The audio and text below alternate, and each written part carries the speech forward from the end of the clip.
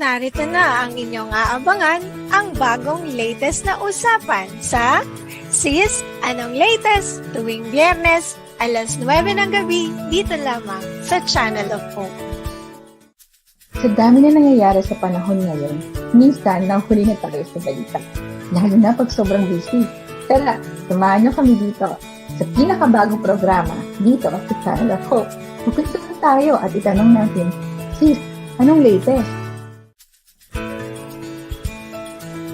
Gusto niyo bang malaman kung ano ang latest? Inaanyayahan ko po kayo na manood sa pinakabagong programa ng Channel of Hope, ang Sis, Anong Latest? Tuwing Biyernes, alas 8 ng gabi. Kita-kits mo tayo!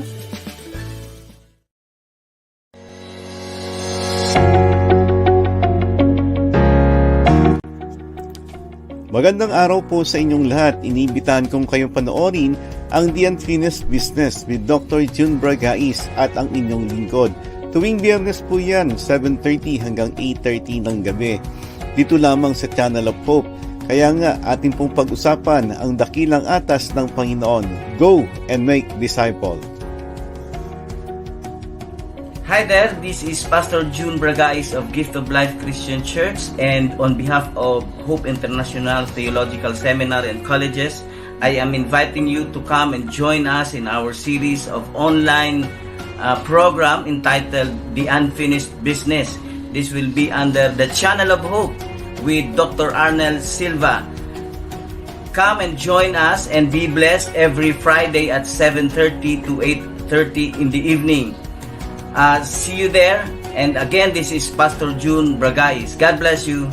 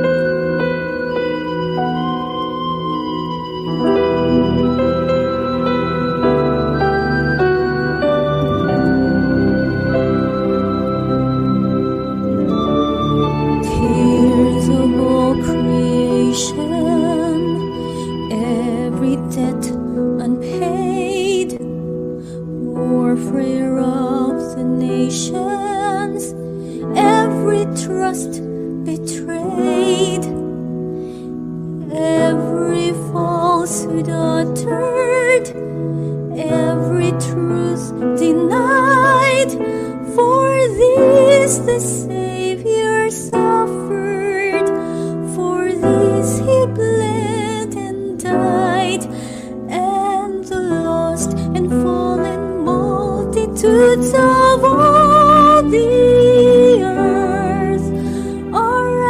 sanctify his offering of love.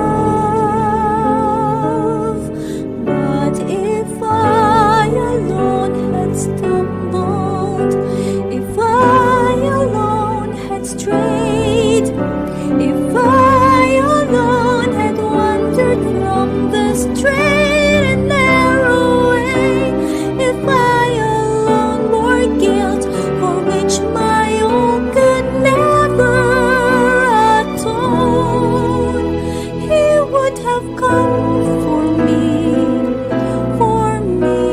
alone.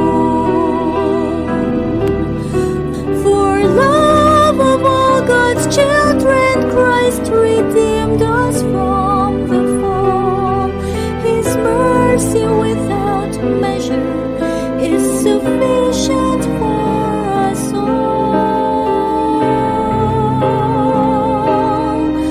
But if I alone had stumbled, if I alone had strayed, if I alone had wandered from the straight and narrow way, if I alone were foolish, if I alone were frail, if I alone have faltered when the parallel assailed, if I alone bore guilt for which my own could never atone,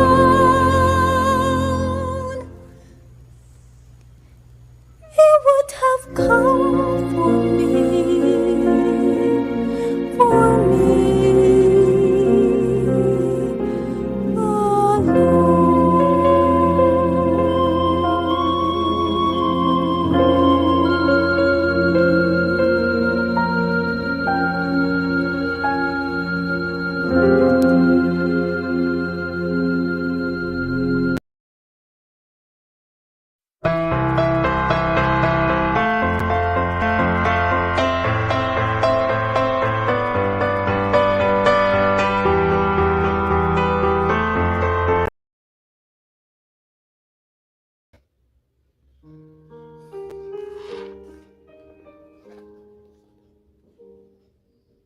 The wife of noble character. A reading from the book of Proverbs, chapter 31, verses 10 to 31. A wife of noble character who can find? She is worth far more than rubies. Her husband has full confidence in her and lacks nothing of value. She brings him good, not harm, all the days of her life. She selects wool and flax and works with eager hands. She is like the merchant ships bringing her food from afar. She gets up while it is still dark. She provides food for her family and portions for her servant girls. She considers a field and buys it. Out of her earnings, she plants a vineyard. She sets about her work vigorously. Her arms are strong for her tasks. She sees that her trading is profitable, and her lamp does not go out at night. In her hand she holds the distaff and grasps the spindle with her fingers. She opens her arms to the poor and extends her hands to the needy. When it snows, she has no fear for her household, for all of them are clothed in scarlet. She makes coverings for her bed.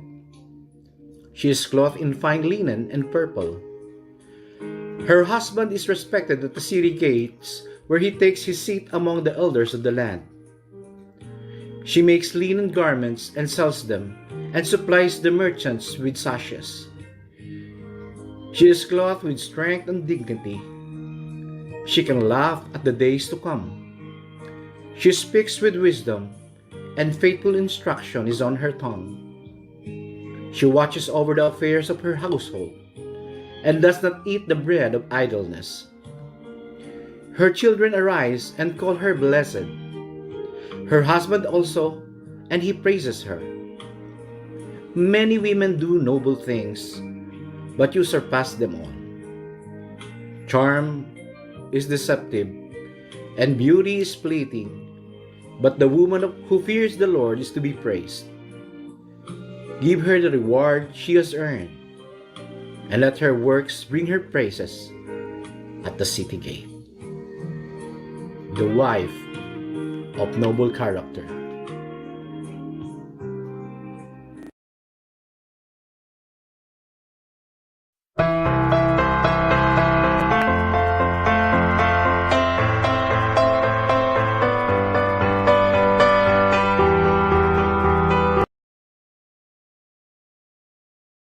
The Epitome of a Godly Woman, a poem by Andile Andy. A woman who walks in God's love, reflecting the beauty of the Father above. A woman who is not defeated by things most men find tough. A woman who's not just a pretty face, but a woman of God's grace, beholding God's face. A woman who lives knowing he's headed heaven in God's place. A woman of good character, not just better competence. A woman who symbolizes the goodness of God by her excellence. A woman who prays for her house and the other residents.